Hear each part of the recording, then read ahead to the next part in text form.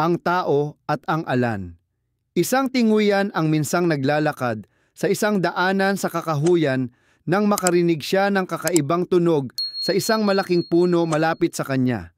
At pagtingala niya ay nagulat siya nang makitang ito ang tahanan ng mga alan, mga espiritong nakatira sa kakahuyan.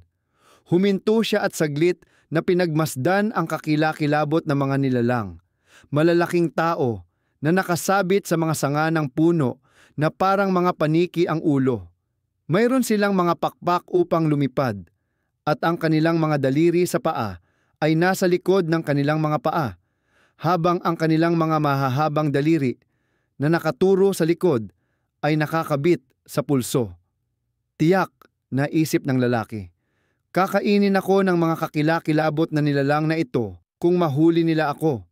Tatakbo ako ng mas mabilis hanggat kaya ko habang natutulog sila. Sinubukan niyang tumakbo ngunit sobrang natakot siya at pagkaraan ng ilang hakbang ay bumagsak siya sa lupa.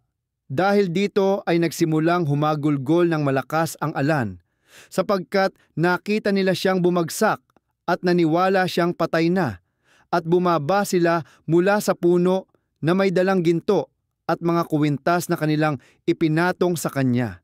Pagkaraan ng ilang sandali, ang lalaki ay nakakuha ng lakas ng loob at tumalon. Siya ay sumigaw ng malakas hanggat kaya niya. "Umalis ka!" Ang alan ay hindi kumilos.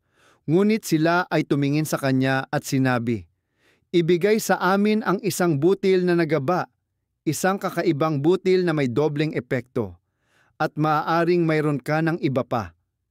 Nang tumanggi ang lalaki na gawin ito, sila ay nagalit at tumalikod na umiiyak. "Kung gayon, susunugin namin ang iyong bahay sapagkat ikaw ay isang masamang tao." Pagkatapos ang lalaki ay umuwi ng mabilis hanggat maaari. Ngunit sa lalong madaling panahon, pagkatapos ay nasunog ang kanyang bahay. Dahil tinupad ng alan ang kanilang salita, ang tao at ang alan.